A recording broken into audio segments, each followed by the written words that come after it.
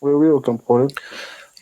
Ok, on va commencer par la prière d'ouverture. Donc, je vais prier. Merci, notre Dieu, Dieu le Père, de notre Seigneur Jésus-Christ, pour encore une fois une autre occasion de méditer sur les paroles de la Bible. Merci pour tous les miracles que tu as fait dans nos vies et merci également pour les choses que tu nous as faites au travers de ces études bibliques. Maintenant, on est sur le point de commencer ou de continuer notre étude sur les deux témoins. Je prie, Père éternel, que tu prennes le contrôle de tout ce que nous allons partager ensemble. Je prie également pour les autres frères et sœurs dans le groupe, pour que tu les fasses participer à cette rencontre. Je prie pour que même les personnes qui n'ont pas envie, que tu crées en elles l'envie de venir et de se faire édifier. Je prie, Seigneur, pour que les éléments, les choses que nous allons aborder soient une puissante bénédiction dans notre vie. Et je prie que notre masse chrétienne s'en trouve fortifiée, s'en trouve raffermie davantage dans notre Seigneur Jésus-Christ. Nous avons prié. Amen. Amen. Amen. Je veux juste vérifier l'enregistrement si ça c'est en cours. Ok, donc on va démarrer comme d'habitude par les versets, par la lecture intégrale et ensuite on va lire versets 5 à 6, les versets à l'étude d'aujourd'hui. Ok. On me donna un roseau semblable à une verge en disant, lève-toi et mesure le temple de Dieu, l'autel et ceux qui y adorent. Mais le parvis extérieur du temple, laisse-le en dehors et ne le mesure pas, car il a été donné aux nations, et elles fouleront aux pieds la ville sainte pendant 42 mois. Je donnerai à mes deux témoins le pouvoir de prophétiser, revêtus de sacs pendant 1260 jours. Ce sont les deux oliviers et les deux chandeliers qui se tiennent devant le Seigneur de la terre. Si quelqu'un veut leur faire du mal, du feu sort de leur bouche et dévore leurs ennemis. Et si quelqu'un veut leur faire du mal, il faut qu'il soit tué de cette manière. Ils ont le pouvoir de fermer le ciel afin qu'il ne tombe point de pluie pendant les jours de leur prophétie, et ils ont le pouvoir de changer les eaux en sang et de frapper la terre de toute espèce de plaie chaque fois qu'ils le voudront. Quand ils auront achevé leur témoignage, la bête qui monte de l'abîme leur fera la guerre, les vaincra et les tuera. Et leurs cadavres seront sur la place de la grande ville, qui est appelée, dans un sens spirituel, Sodome et Égypte, là même où leur Seigneur a été crucifié. Des hommes d'entre les peuples, les tribus, les langues et les nations verront leurs cadavres pendant 3 jours et demi, et ils ne permettront pas que leurs cadavres soient mis dans un sépulcre. Et à cause d'eux, les habitants de la terre se réjouiront et seront dans l'allégresse, et ils s'enverront des présents les uns aux autres, parce que ces deux prophètes ont tourmenté les habitants de la terre. Après les 3 jours et demi, un esprit de vie venant de Dieu entra en eux, et ils se tinrent sur leurs pieds, et une grande crainte s'empara de ceux qui les voyaient. Et ils entendirent du ciel une voix qui leur disait, montez ici. Et ils montèrent au ciel dans la nuée, et leurs ennemis les virent. À cette heure-là, il y eut un grand tremblement de terre, et la 10e partie de la ville tomba. 7000 hommes furent tués dans ce tremblement de terre, et les autres furent effrayés et donnèrent gloire au Dieu du ciel. Le second malheur est passé, voici, le troisième malheur arrive. Pardon. Le second malheur est passé, voici, le troisième malheur vient bientôt. Le septième ange sonna de la trompette, et il y eut dans le ciel de fortes voix qui disaient, le royaume du monde est remis à notre Seigneur et à son Christ, et il régnera au siècle des siècles. Et les 24 vieillards qui étaient assis devant Dieu sur leur trône se prosternèrent sur leurs faces, et ils adorèrent Dieu en disant, nous te rendons grâce, Seigneur Dieu Tout-Puissant, qui est et qui était, de ce que tu as saisi ta grande puissance et pris possession de ton règne. Les nations se sont irritées et ta colère est venue. et le temps est venu de juger les morts, de récompenser tes serviteurs les prophètes, les saints et ceux qui craignent ton nom, les petits et les grands, et de détruire ceux qui détruisent la terre.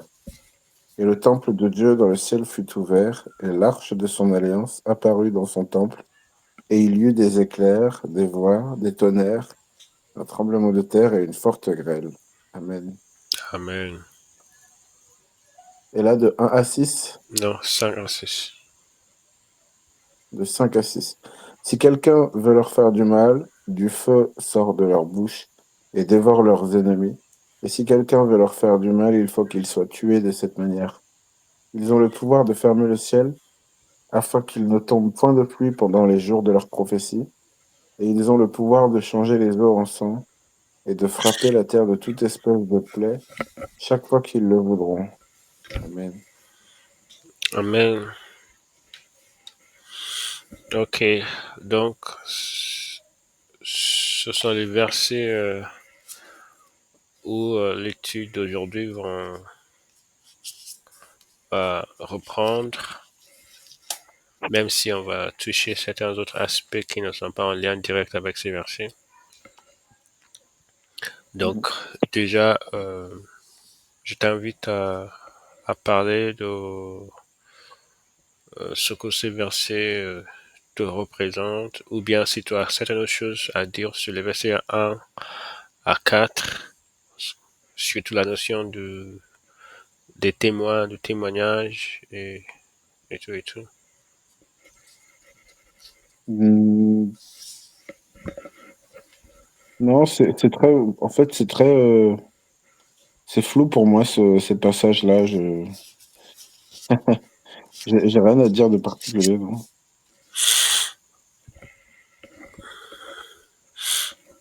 D'accord. Donc, dans notre étude précédente, nous avons abordé euh, cette partie des deux témoins. On s'est un peu attardé sur la notion d'être témoin, etc. Et aujourd'hui, on va étudier encore les deux témoins. Et comme nous le savons, Dieu nous a établis sur terre comme des témoins de sa fidélité, de son caractère. Nous sommes les porteurs, nous sommes les héros du message de Christ et nous sommes tous, en tant que chrétiens, des témoins de Christ. Donc, Mhm. d'une certaine façon, nous avons quelque chose de commun avec ces deux personnes, c'est-à-dire le fait d'être témoin. Donc, je pense qu'il est bien qu'on s'intéresse plus même à cette réalité qui nous est échue. Euh, donc, je voudrais qu'on lise Luc 24, versets 44 à 49. Luc 24, 44 à 49. Ce qu'il y a là-dedans, certaines choses que Jésus-Christ a dites en ce qui concerne le témoignage que nous portons de sa part face au monde. Mhm. Et des choses qui nous sont les choses dont nous avons besoin pour bien remplir notre mission. Versets 44 à 49. Oui, Puis il leur dit, c'est là ce que je vous disais lorsque j'étais encore avec vous, qu'il fallait que s'accomplisse tout ce qui est écrit de moi dans la loi de Moïse, dans les prophètes et dans les psaumes.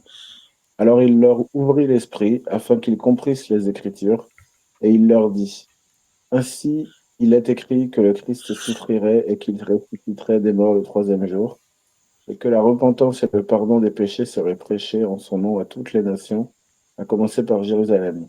Vous êtes témoins de ces choses, et voici, j'enverrai sur vous ce que mon Père a promis. Mais vous, restez dans la ville jusqu'à ce que vous soyez revêtus de la puissance d'en haut. Amen. Amen.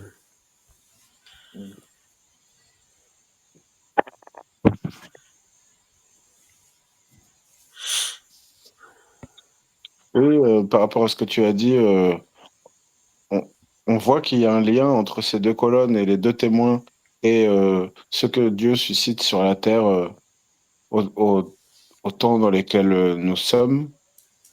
Euh, Après, il y a un détail très précis sur, voilà, visiblement, il y a une explication qui est en train de dire que tous ceux qui feront périr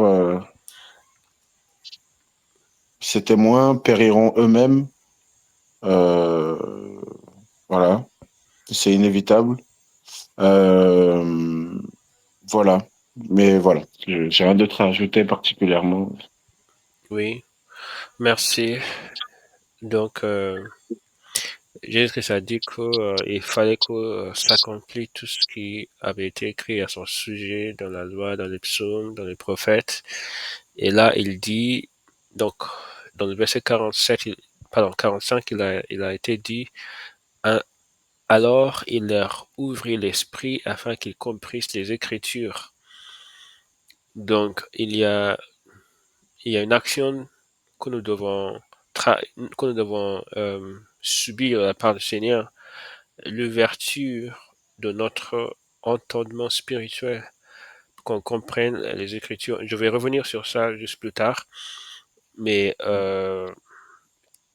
ce qui m'intéresse dans ce passage, c'est le fait qu'il dit, vous êtes témoin de ces choses. Vous Mhm. êtes témoin de ces choses. Et il dit, donc juste ensuite, j'enverrai sur vous ce que mon Père a promis, mais vous restez dans la ville jusqu'à ce que vous soyez revêtus de la puissance d'en haut. Donc, pour, pour être véritablement les témoins, pour remplir cette mission de témoignage de Christ, le fait que Christ il est ressuscité des morts, il fallait que les disciples fussent remplis du Saint-Esprit. Mhm. Et je trouve ça assez important parce que ils avaient l'information, ils avaient entre guillemets les preuves, ils étaient des personnes qui ont vu ils étaient des témoins en colère de la résurrection. Ils pouvaient dire que ils ont vu Jésus-Christ, ils ont mangé avec lui, etc., etc. Mais il fallait qu'ils ils fussent remplis de Saint-Esprit, qu'ils passent par une opération divine. Donc, la connaissance des choses, le fait d'avoir même vécu des choses ne suffisait pas. Mhm. Ne suffisait pas. Donc, pour mettre ça dans notre propre contexte, on peut dire que la connaissance des Écritures, le fait de connaître les choses sur Dieu, ça ne suffit pas. Même après avoir subi l'opération d'une ouverture de l'esprit pour mieux comprendre les Écritures, ça n'a pas encore été voilà le déclencheur pour que voilà il passe à l'action. Non, il fallait absolument cette expérience euh, de, de, de l'envoi du Saint-Esprit, de baptême en fait dans le Saint-Esprit. Et ça doit aussi nous dire quelque chose. Ça doit me dire quelque chose si je me vois, si je vois dans mon service pour Dieu, si je vois une espèce de médiocrité, je pense, Médiocrité. c'est médiocrité. Si je vois ça, si je vois inefficacité, euh, si je ne vois pas la puissance de Dieu à travers les choses que je fais pour Dieu, il y a ce manque-là que je dois constater le baptême du Saint-Esprit. Et Mhm. donc, c'est quelque chose qui doit nous pousser à la prière parce que tout ce dont on a besoin doit venir de la part de Dieu. Et si Dieu nous a mis à disposition cette grande expérience qui fera de nous les vrais témoins, euh, de la Mhm. même manière que les apôtres, on doit On doit se mettre à la prière pour profiter pleinement de ce privilège que Mm. Dieu nous a donné. Oui, Amen. Je voudrais aussi dire quelque chose. Donc, j'ai écrit ici, les apôtres reçurent un accès particulier, une grâce particulière de pouvoir comprendre les Écritures. Nous avons vu ça. Il a ouvert l'esprit afin qu'il comprenne les Écritures. Maintenant, il y a des choses qui sont dites dans les Écritures de manière cachée. Donc, dans l'Ancien Testament, il y a certaines choses qui préfiguraient les choses qui allaient se produire dans le Nouveau Testament, mais qui étaient d'une manière un peu codée, chiffrée, qui n'était pas claire. Donc, ce n'était pas une lecture pleinaire qui révélerait ce type de choses. Et pour ces choses, il fallait l'illumination du Saint-Esprit pour comprendre. Mm. Il va sans dire qu'aux apôtres et aux témoins spéciaux, parce que les apôtres étaient un certain espèce de témoin d'une Mhm. catégorie exceptionnelle. Aux apôtres et aux témoins spéciaux seuls furent donnés un certain éclairage pour percer certaines écritures, pour en donner les vraies significations. Il y a certaines écritures, parfois lorsqu'on voit certaines analogies qui sont faites par Paul, certaines références que les apôtres font à l'Ancien Testament, on voit que la manière dont ils abordent, ils interprètent, ils tirent parti de l'Ancien Testament pour étayer certains de leurs propos, ça nous paraît assez mystérieux. C'est comme si ils sortent les versets de leur contexte complètement hors de leur contexte pour dire certaines choses tout à fait qui n'ont rien à voir. Mais Mm. en effet, c'est tout le fruit en fait de cette ouverture que le Saint-Esprit leur a donné de comprendre le sens Mm. des Écritures. Parfois, Mm. par exemple, on peut citer plusieurs de ces types d'exemples. En Galate, par exemple, quand Paul il faisait référence aux deux alliances et il a fait référence à Sarah et à Agar et à Arabie et à Jérusalem. Euh, Peut-être que je peux juste aller dans les références très vite pour que je ne dise pas les bêtises. Euh, Quand on voit ce type d'analyse de la part des apôtres, on voit qu'il y avait une compréhension spéciale qu'ils ont, ils ont eue euh, venant du Saint-Esprit, effectivement. Donc, par exemple, Mm. je vais juste lire très vite et faire des commentaires en pleine lecture. Euh, Dites-moi, vous qui voulez être sous la loi, n'entendez-vous point la loi? Car il est écrit qu'Abraham eut d'office un de la femme esclave et un de la femme libre. Mais celui de l'esclave naquit selon la chair, et celui de la femme libre naquit en vertu de la promesse. Ces choses sont allégoriques, car ces femmes sont deux alliances. L'une du mont Sinaï, enfantant peu la servitude, c'est Agar, cette Agar, c'est le mont Sinaï en Arabie, et elle correspond à la Jérusalem actuelle, qui est dans la servitude avec ses enfants. Mais la Jérusalem d'en haut est libre, c'est notre mère, car il est écrit, réjouis-toi stérile, toi qui n'enfantes point, éclate et pousse des cris, toi qui n'as pas éprouvé les douleurs de l'enfantement, car les enfants de la délaissée seront plus nombreux que les enfants de celle qui étaient mariée. Pour vous, frères, comme Isaac, vous êtes enfants de la promesse, et de même qu'alors, celui qui était né selon la chair persécutait celui qui était né selon l'esprit, ainsi en est-il encore maintenant. Mais qu'au dit l'Écriture? Chasse l'esclave et son fils, car le fils de l'esclave n'héritera pas avec le fils de la femme libre. C'est pourquoi, frères, nous ne sommes pas enfants de l'esclave, mais de la femme libre. Amen. Mm. Amen. Amen. On voit ici une application spéciale que l'apôtre fait de cette histoire, qui est très bien connue dans l'Ancien Testament, pour illustrer la différence Mm. entre l'ancienne alliance et la nouvelle alliance. Mhm. C'est le fruit de cette capacité spéciale que Dieu leur a donnée de, de concevoir, de voir, de percevoir, de percer certains mystères pour nous en faire profiter. Amen. Mhm. Donc ici, j'ai écrit quelque Oui. chose, je pense, je ne sais pas Amen. si tu serais d'accord avec moi ou pas, mais je vais voir. Que ces tentatives de la part de certaines tentatives, pardon, de la part de pasteurs actuels de les joindre dans cette Mhm. entreprise, de cette initiative, qui est de leur seul ressort, paraît téméraire. Aujourd'hui, on voit que parfois, parce qu'on voit effectivement, donc à l'exemple des apôtres, qu'il y a des mystères Mhm. cachés dans la Bible. Et on voit certains serviteurs de Dieu donner des explications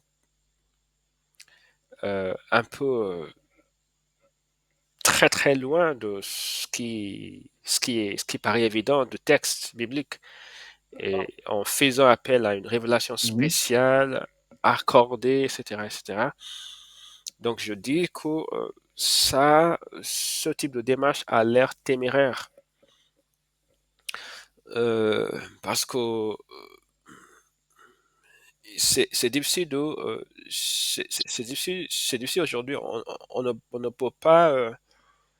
La Bible nous a été donnée comme référence pour discerner des choses. Or, si on fait appel à une Mhm. révélation tout à fait spéciale en dehors de la Bible pour voilà, imposer une interprétation tout à fait différente sur un texte, on doit juste croire la personne sur parole, tout simplement. Et Oui. donc, à mon avis, je pense que ce type de démarche est extrêmement risqué. Oui, oui, oui. Oui, d'accord. Donc, on va lire un autre passage qui traite de cette question du caractère spécial du choix des apôtres par Jésus-Christ dans la Nouvelle Alliance et euh, dans dans le fonctionnement ou dans la composition de l'Église. Acte chapitre 10, verset 41. J'aimerais que tu lises. Mhm. OK. Euh, à partir de 40 d'abord. Dieu l'a ressuscité le troisième jour et il a permis qu'il apparût non à tout le peuple, mais aux témoins choisis d'avance par Dieu, à nous qui avons mangé et bu avec lui, après qu'il fut ressuscité des morts. Amen. Amen. Amen. Non à tout le peuple. Est-ce que c'est ça ce qu'il a étudié? Oui, oui, c'est ça. Oui. Mais à des témoins choisis d'avance par Dieu. Dieu a effectivement des raisons pour ce choix, pour, pour avoir Mhm. choisi. Et on doit respecter cela. On imaginerait Mhm. en tant qu'humain que ce aurait été plus efficace si le choix avait été porté sur tout le monde, pour que peut-être ce soit, je sais pas, plus. Plus accessible, plus clair, ouais, Oui, ouais. exactement. Oui, mais Dieu a fait le choix qu'il a fait et ça doit aussi nous faire comprendre certaines choses chez Dieu parce qu'il y a des choses qui sont dans la Bible qui ne portent pas forcément sur un sujet, mais qui peuvent nous donner une manière de voir quelque chose. J'étais Mhm. en train de regarder une vidéo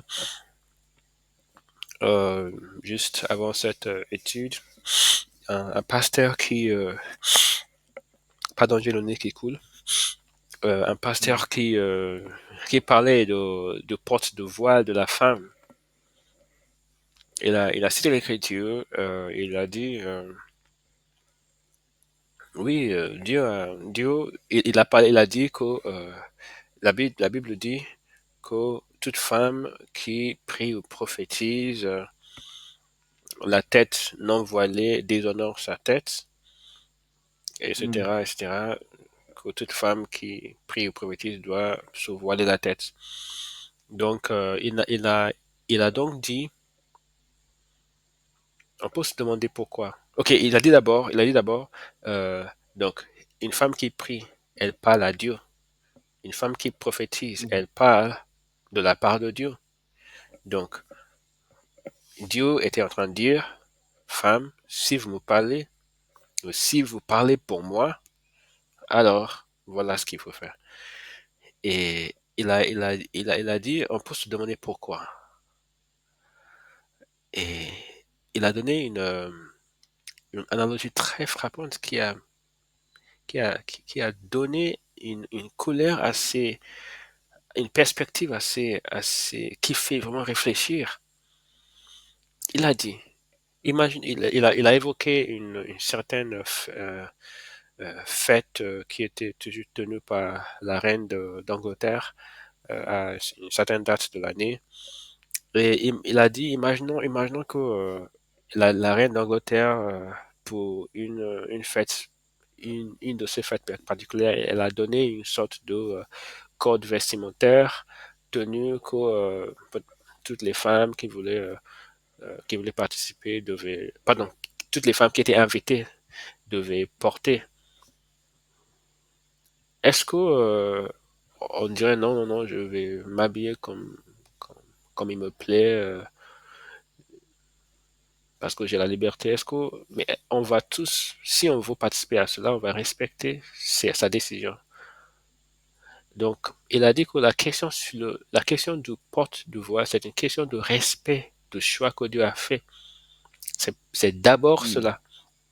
Et en fait, je me suis rendu compte que oui, en fait, que Dieu n'a pas besoin de nous expliquer pourquoi il veut que la femme porte le voile. Il n'a pas besoin. Mm. Et que cette volonté de chercher une explication, c'est une volonté d'abord qui naît d'un désir de déroger à ce précepte-là. Mm. Dieu, il y a des raisons qui ont été évoquées effectivement par l'apôtre Paul, qui d'ailleurs n'ont rien à voir avec la culture ou quoi que ce soit, pour le moins, si on regarde superficiellement. On peut tout relier à la culture de la Bible, ça c'est clair, mais si on regarde le texte, il n'y a aucune référence il n'y a pas de référence claire à la culture.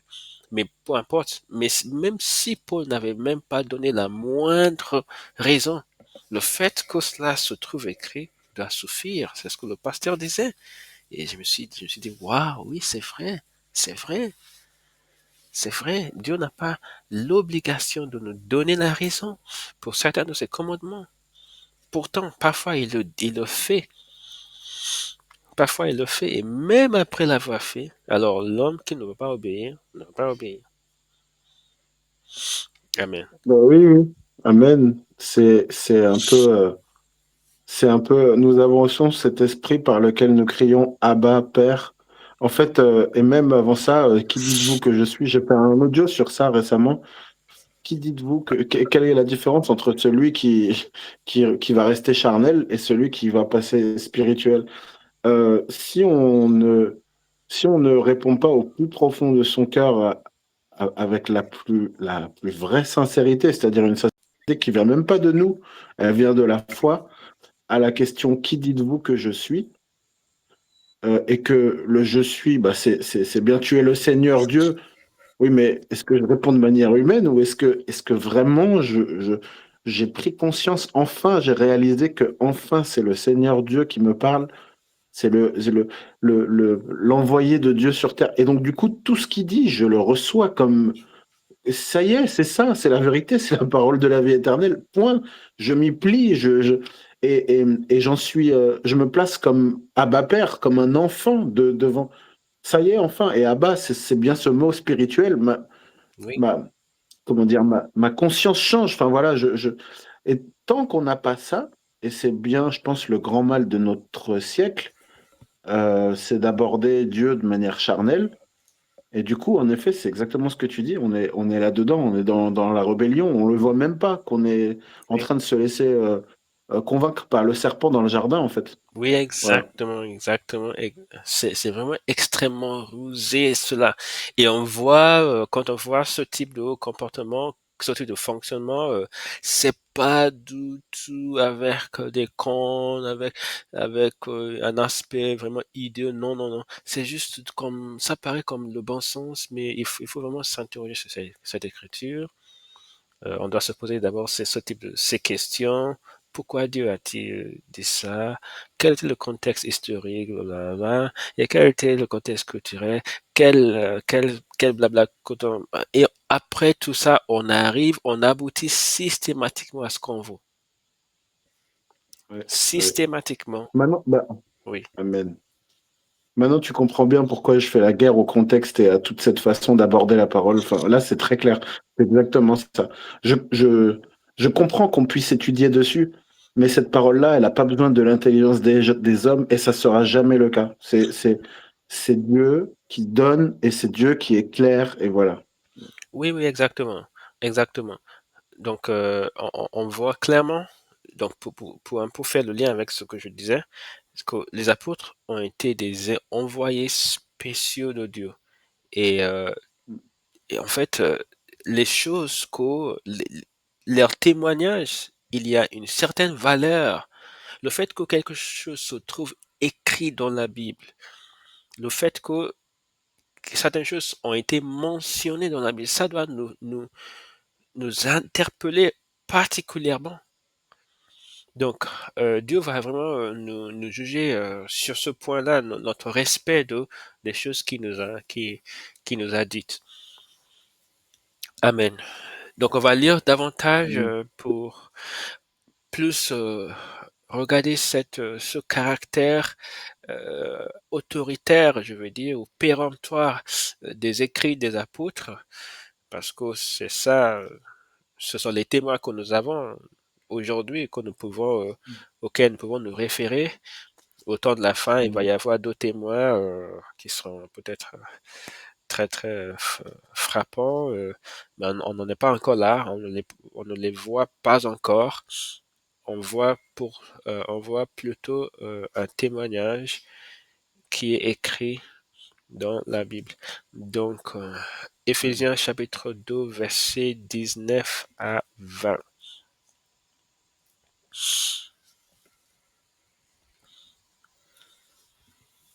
Éphésiens chapitre 2, verset 19 à 20. Ainsi donc, vous n'êtes plus des étrangers, ni des gens du dehors, mais vous êtes concitoyens des saints, gens de la maison de Dieu. Vous avez été édifiés, vous avez été édifiés sur le fondement des apôtres et des prophètes, Jésus-Christ lui-même étant la pierre angulaire. Amen. Amen.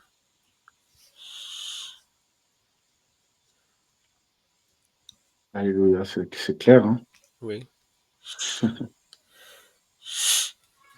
Donc, les apôtres. Il y a des versions de la Bible qui portent euh, sur le fondement des apôtres, Oui. les prophètes, les apôtres, c'est-à-dire les prophètes.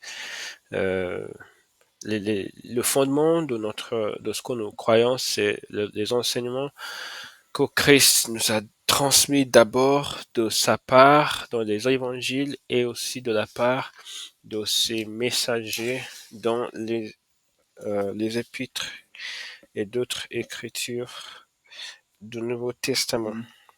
Mhm. Mhm. Donc, on va lire davantage là-dessus, cette fois-ci sur Paul en particulier. Euh, Ces références sont importantes parce que même si nous les savons déjà, mais il y a aussi un côté évangélisation puisque ces vidéos sont enregistrées et vont profiter à d'autres personnes à la fois, hein. Amen.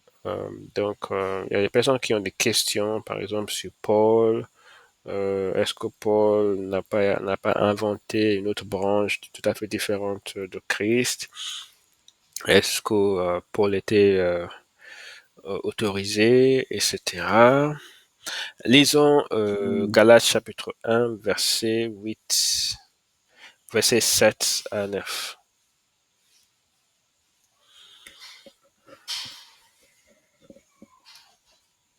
Galates 1, versets 7 à 9. Non pas qu'il y ait un autre évangile, mais il y a des gens qui vous troublent et qui veulent renverser l'évangile de Christ. Mais quand un ange du ciel annoncerait un autre évangile que celui que nous vous avons prêché, qu'il soit anathème. Nous l'avons dit précédemment et je le répète à cette heure, si quelqu'un vous annonce un autre évangile que celui que vous avez reçu, qu'il soit anathème. Et maintenant, est-ce la faveur des hommes que je désire ou celle de Dieu? Est-ce que je cherche à plaire aux hommes?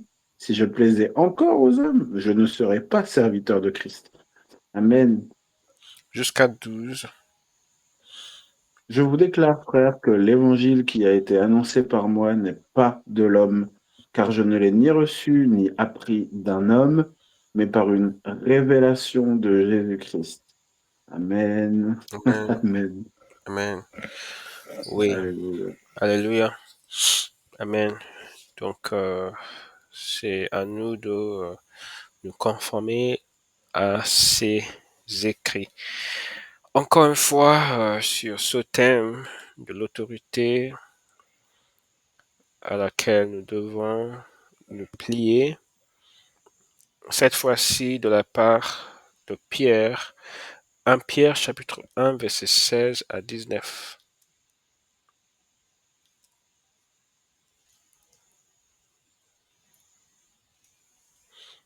2 Pierre, pardon. 2 Pierre 1 verset 16 à 19.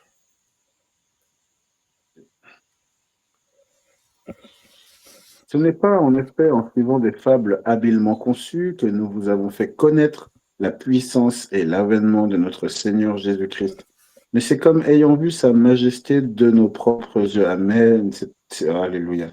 Car il a reçu de Dieu le Père honneur et gloire, quand la gloire magnifique lui fit entendre une voix qui disait, celui-ci est mon Fils bien-aimé en qui j'ai mis toute mon affection. Et nous avons entendu cette voix venant du ciel lorsque nous étions avec lui sur la sainte montagne. Et nous tenons pour d'autant plus certaine la parole prophétique à laquelle vous faites bien de prêter attention, comme une lampe qui brille dans un lieu obscur, jusqu'à ce que le jour vienne apparaître et que l'étoile du matin se lève dans vos cœurs. Amen. 1,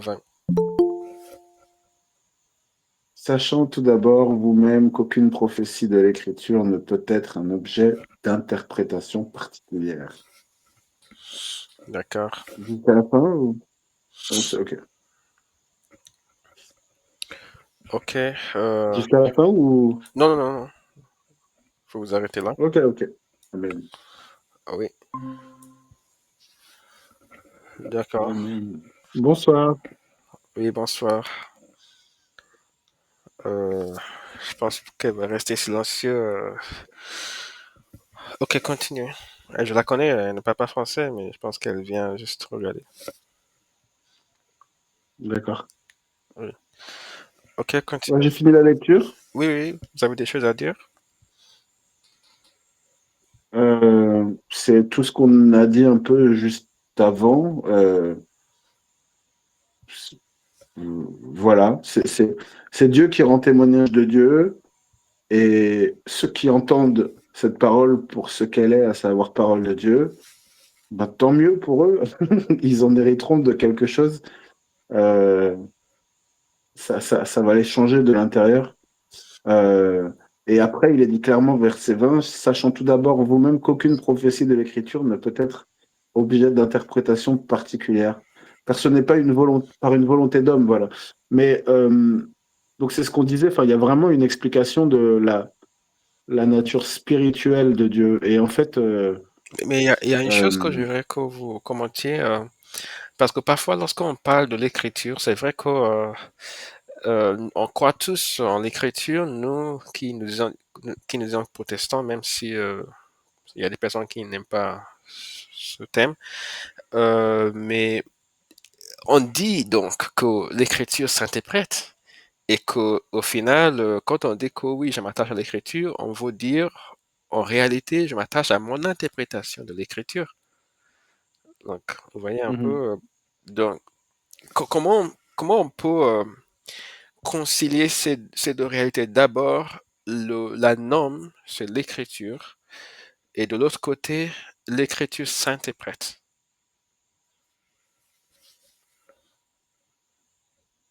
Ben, je sais pas d'où vient cette question. Elle vient de toi dans le cadre de l'étude, c'est ça? Ou parce que Non, ah, je pose cette question juste pour qu'on en parle, parce qu'on a cité une écriture très importante. Or, nos amis catholiques, parce que, comme je dis, ces séances, ce n'est pas juste pour s'édifier soi-même, il y a aussi un objet d'évangélisation. Donc, si jamais quelqu'un qui n'est pas de notre confession regarde la vidéo, on a abordé une écriture assez importante qui est verset 20, sachant tout d'abord qu'aucune prophétie de l'écriture ne peut être un objet d'interprétation particulière. Ça veut dire interprétation, euh, donc que moi je me fais, etc. Je pense que c'est ça. Particulière, ça veut dire d'un particulier. Donc il y a des catholiques disent qu'au final, on a besoin de magistère catholique pour nous donner l'interprétation qu'on doit tous tenir. Et que nous ah, qui sommes des protestants, le plus grand problème, c'est qu'on on fait des interprétations particulières. Et là-dessus, on peut les rejoindre en disant que oui, il y a un danger là-dedans. Mais quel est le contrepoids face à ce danger? alors, moi déjà, dans ce que tu dis, je suis obligé de dire quelque chose. Moi, je ne me considère ni protestant, ni catholique, ni quoi que ce soit. Mais peu Je cherche importe, juste à être un oui, disciple. oui, en fait, Voilà, un disciple. l'appellation ne compte pas. Ce qui compte, d'ailleurs, c'est Ben voilà. l'approche, la démarche. Donc, quand on rejette toutes les catéchismes catholiques, quand on rejette toutes les confessions, toutes les synodes protestants, peu importe, ce qui compte, c'est d'abord, il y a un côté qui s'en remet à un magistère qui donne le mot final à toute dispute sur Oui, interprétation. oui, oui, je Il y comprends. en a un Mais autre, je oui. comprends. Je tenais juste important de dire ça pour ceux qui entendront. Ce qui compte donc, c'est d'être un disciple de Jésus-Christ. Voilà. Euh, Ben, je crois que d'ailleurs, les catholiques ne sont pas les seuls à le faire. Il y a ce qu'on appelle les théologiens qui sont aussi chez les protestants et qui eux aussi proposent une lecture des Écritures et qui l'enseignent d'ailleurs. Oui, Euh, mais ça dit simplement que Dieu, il attend, enfin moi tel que je le comprends, il attend l'intelligence de personne. N'importe qui veut arriver à lui doit prendre son intelligence et la mettre à la poubelle et voir qu'il s'adresse à Dieu et que tout va venir de Dieu. Voilà. C'est Dieu qui donne le discernement par révélation. Et même ça s'apprend au fur et à mesure. Je crois que à force qu'on avance parce que peut-être que des gens vont se faire annoncer Christ et vont se retrouver dans une église, et au bout de 5 6 ans, ils vont se rendre compte que, tiens, c'est étrange, il y a des choses qui m'interpellent. Ce que je lis dans les Écritures, je ne le vois pas en témoignage dans tous ces gens qui se disent être de Dieu. Et c'est là que tout commence. Enfin, moi, je vis ça en tout cas, mais je le vis aussi dans ma vie. Tiens, je ne vois pas que mes fruits manifestent ce que je lis. C'est là que la faim et la soif de justice commencent, je crois, et que d'un seul coup, on commence à développer une relation unique avec Dieu, en fait, et que Dieu va nous donner notre, notre, comment dire, notre nourriture, ce qu'on demande, cette cette porte à laquelle on frappe, et c'est ce chemin vers lequel on avance. Euh, Heureux ceux qui se reconnaissent pauvres, ou alors heureux les pauvres en esprit. oui. C'est bien qu'à un moment donné, on est face à sa propre pauvreté, son propre niveau zéro, voire -10, de l'homme spirituel en nous, et c'est là que tout commence, je crois. C'est là que Dieu peut commencer à remplir quelqu'un, en fait, qui est vide de lui, si je puis dire. Voilà. Voilà ce que je peux dire. Je sais pas si ça répond à la question, mais en tout cas, voilà. Oui, oui, oui, oui, oui, ça répond effectivement, oui.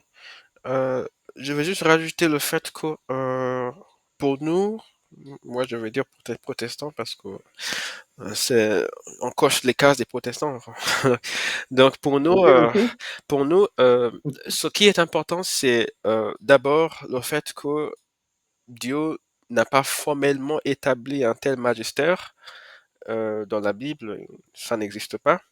Et Dieu a toujours su que oui, il peut y avoir ce type de problème d'interprétation, mais c'est toute la raison pour le Saint-Esprit et on dépend juste tout simplement de Dieu. Donc on croit, on a la foi en Dieu, que Dieu ne va pas nous laisser nous tromper le moins gravement. Il peut y avoir peut-être des erreurs qui ne sont pas conséquentes, mais Dieu ne va pas nous Mm, laisser nous tromper gravement parce que au final, quand on considère toutes ces choses, euh, la plupart des choses qui sont très difficiles à comprendre, donc les questions qui sont lourdes, vraiment lourdes, comme par exemple la question du mal, l'existence du mal, etc. Dieu n'était pas puissant, suffisamment puissant pour éradiquer tout le mal. Pourquoi ci, pourquoi ça? Un enfant né avec le cancer, une femme qui meurt en plein accouchement, ce type de drame très très difficile à percevoir. Normalement, en fin de compte, on s'appuie sur ce qu'on appelle le caractère de Dieu. C'est-à-dire, nous savons que Dieu est bon, il est bon. mm, Donc, quelle que soit notre incompréhension face à n'importe quelle réalité, alors on sait, on s'en remet au caractère de Dieu. Donc, il en va de même pour ce type de questions. C'est vrai que le fait de ne pas avoir Jésus-Christ à nos côtés pour nous dire, ah, Michel, tu te trompes maintenant, tu es sincère dans ta lecture, mais malheureusement, ce n'est pas la bonne interprétation. Le fait de ne pas avoir ce type de expérience que les apôtres au départ l'avaient, nous savons que Dieu, dans tout le calcul qu'on peut en faire, de aussi est-ce que chaque chrétien doit avoir un ange visible qui qui le dirige à la lecture, etc. Ou bien le fait que Dieu laisse cette possibilité de faire possiblement des erreurs. Nous savons que Dieu, dans sa bonté, il a, oui, en laissant les choses comme ça, il ne permet pas à ce qu'on fasse des erreurs gravissimes ou qu'on soit dévié ou voilà, déraillé dans quelque chose qui va, en fin de compte, les- faire qu'on soit en périsse tout simplement. mm, Donc, notre salut est garanti. Même s'il y a certaines choses sur lesquelles on n'est pas tout à fait correct, ça ne touche pas à la capacité de Dieu pour nous sauver en fin de compte. mhm. Oui, et puis il y a des promesses Oui, effectivement, sur la parole qui descend pas sans avoir accompli, qui repart pas sans avoir accompli ce pourquoi elle est venue, tout ça. effectivement, oui. Ok, finalement, sur ce point, 2 Corinthiens chapitre 2 verset 15, 2, pardon, 2 Thessaloniciens plutôt, chapitre 2 verset 15, 2 verset 15. Ah, pardon. Tu veux que je lise, c'est ça? Oui, Ah, je vais lire. Ainsi donc, frères, demeurez fermes et retenez les instructions que vous avez reçues, soit par notre parole, soit par notre lettre. amen, Amen. amen. Retenez les instructions, même les paroles des apôtres faisaient autorité. Donc, Mhm. même les enseignements n'étaient pas contestés. On doit être vraiment attaché à cela, attaché à cela, attaché à cela. Dans 1 Jean Mm. chapitre 4, il a été dit aussi quelque chose dans ce sens. Je vais juste lire ça très très vite. Chapitre 4, verset 6, je crois. Nous sommes de Dieu. Celui qui connaît Dieu nous écoute. Celui qui n'est pas de Dieu ne nous écoute pas. Hmm. C'est par là que nous Mhm. connaissons l'esprit de la vérité et l'esprit de l'erreur. Donc, on peut tester Mhm. n'importe quel serviteur de Dieu. Est-ce que vous écoutez? Est-ce que vous écoutez l'enseignement apostolique? C'est vraiment ça l'étalon. Et en réfléchissant à cela, il y a une sœur youtubeuse anglophone dont je vois les vidéos particulièrement euh, bienfaisantes, une sorte de pluie ondée de bénédictions pures, distillées du ciel, juste en fait. Même les vidéos qui traitent des questions euh, que je pense, sur lesquelles je peux dire que j'ai dépassé, d'accord? J'aime juste écouter cette sœur. Et à un moment donné, il y a une question qui m'est arrivée quand même. Je me suis dit, mais je ne doute pas du fait que Dieu l'ait appelée à faire ce qu'elle fait. Mais à un moment donné, la question qui m'est arrivée à l'esprit, c'était, oui, elle peut réaliser ce ministère par la grâce de Dieu. Rien, justement parce que la technologie a permis qu'on puisse enregistrer des choses et déposer. Parce que sinon, autrement, avant l'invention de ce type de technologie, la seule façon dont on pouvait enseigner, c'était dans une salle avec des personnes à l'écoute. Et quand il y a homme-femme, voilà, elle ne pouvait le faire que pour les femmes, d'accord? Donc, Mhm. si je vivais, par exemple, si on vivait dans les années 1800, par exemple, j'aurais jamais pu profiter de son enseignement parce que j'aurais été homme et voilà. Donc je me dis, mais Mhm. je sais qu'elle elle ne croit pas du tout le ministère féminin, pasteur, etc. Non, non, non, non. Et je me suis dit que Dieu a posé cette parole et cette parole est devenue euh, une comment on peut appeler ça? Une sorte de une épreuve, c'est quelque chose qui éprouve. Est-ce que vous allez obéir, même si vous pensez que vous pouvez y déroger pour de bonnes raisons? Est-ce que vous allez obéir? Est-ce Mhm. qu'en tant que femme, vous allez circonscrire votre ministère aux femmes seules? Est-ce que vous allez accepter ça parce que Dieu l'a dit? Ou est-ce que vous allez chercher à vous défendre? Il y a ce type de questions qu'on doit se Mhm. poser en tant que chrétien. Vraiment. On doit se poser Oui, ce type de oui. question. Qu'est-ce qui est en nous? Pourquoi on consacre les femmes pasteurs?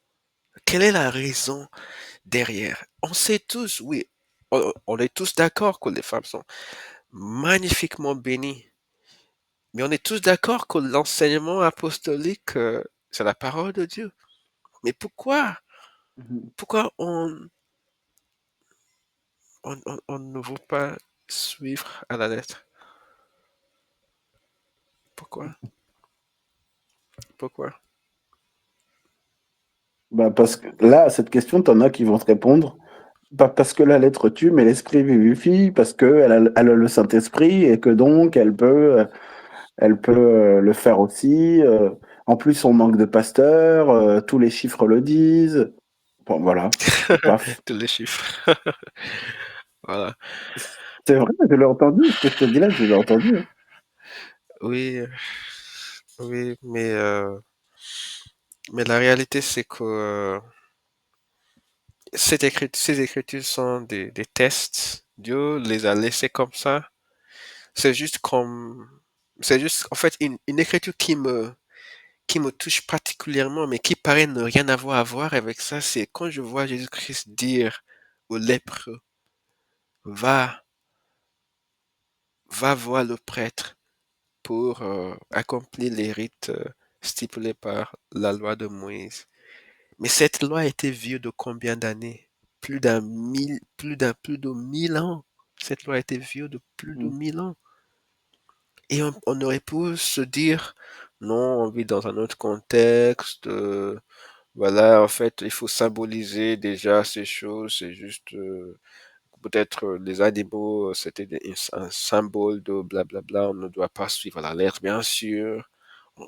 On aurait pu faire ce type. Mais Jésus-Christ, ça me bouleverse parce que face à cette manière de faire de Jésus-Christ, parce que moi, c'est vrai que moi, quand je fais ces études, je ne parle pas trop de ce type de contexte, mais ce n'est pas pour autant que moi, je n'en lis pas. Je lis beaucoup des ouvrages théologiques. Moi, personnellement, j'en lis beaucoup. J'ai beaucoup de commentaires. Je fouille et je sais que même à l'époque de l'Ancien Testament, on peut argumenter que oui, dans, c'était une manière pour Dieu de leur faire faire certains gestes qui avaient une signification plus élevée, spirituelle, parce qu'il y avait des tribus autour qui faisaient le même type de choses, mais différemment, d'accord? Mais ces éléments, on peut les retrouver chez telle nation contemporaine, chez tel peuple contemporain. On pourrait dire que oui, en fait, Dieu était en train de tirer parti des choses qu'il savait déjà pour construire un système avec, bien sûr, avec une visée plus, comment dirais-je, plus spirituelle, d'accord? On pourrait tout spiritualiser si on le voulait, bien sûr. Mais quand je vois Jésus-Christ dire que cette coutume vieille de 1000 ans, il fallait juste respecter. Moi, je me dis, mais nous sommes en 2025. Le couvre-chef, c'est vieux de combien d'années? 2000 ans. mm, Est-ce que Dieu a changé? La femme, mm, le rôle de la femme dans l'église, vieille de 2000 ans, est-ce que Dieu a changé? Mais si, mm, à l'époque de Jésus-Christ, Dieu n'avait pas changé et Dieu avait voulu que, même juste, peut-être dans quelques mois, de là quelques mois, tout ça serait révolu par Jésus-Christ. La croix était juste, voilà, à côté. Jésus-Christ allait bientôt aller à la croix pour tout achever sur ce système-là. Mais tant que l'Ancien Testament subsistait, Jésus-Christ a insisté sur l'accomplissement. En fait, ça, quand je vois la démarche de Jésus-Christ, moi, je me dis non. Peut-être que je ne comprends pas. Peut-être qu'on va me dire comme oui, je suis légaliste, je suis ici, mais je veux dire non. Je ne veux pas avoir des questions auxquelles je ne peux pas répondre le jour du jugement. Je vais rester dans la simplicité. mhm. Amen. Amen. Oui, oui. Amen. Donc, oups, je commence Mais à... tu- Ok. juste pour ajouter, c'est pour revenir à ce que j'ai dit tout à l'heure, mais c'est pour mettre vraiment pour mettre un petit chapeau aussi sur ce que tu as dit. Enfin voilà, en fait, c'est vraiment, on se retrouve dans la situation du jardin. Dieu a dit les choses, il a dit précisément certaines choses très claires, et il y en a un qui arrive et qui reformule.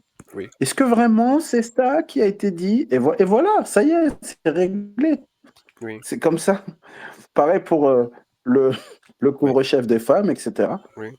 Voilà, c'est tout. C'est aussi simple que ça. Exactement. Oui, c'est vrai. Tu as raison. C'est vrai. Je voudrais qu'on s'arrête là pour aujourd'hui parce qu'il y a vraiment beaucoup dans cette étude. Et il y a beaucoup qui reste, mais je sais que si on continue sur cette lancée, je vais avoir tendance à ne pas aller trop en profondeur parce que euh, ma, les forces me manquent maintenant, je dis la vérité.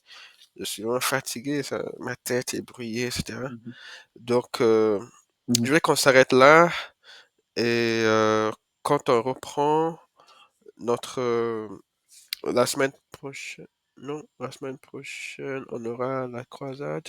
Dans la semaine d'après, on va continuer sur ces méditations 5 à 6. On n'a même pas commencé à parler de 5 à 6. On est encore sur juste la notion de témoin et le témoignage. qui fait autorité pour nous aujourd'hui, l'enseignement de Mhm. Christ et l'enseignement transmis par les apôtres. Mais on va bien sûr aller dans une étude sur 5 à 6 sur les fléaux et les châtiments qu'infligeaient les deux témoins. Donc, mais bien sûr, tu peux peut-être ajouter d'autres commentaires sur les choses dont on a déjà parlé avant qu'on ne close la séance. Hmm, non, ben non, je prierai, mais D'accord, voilà,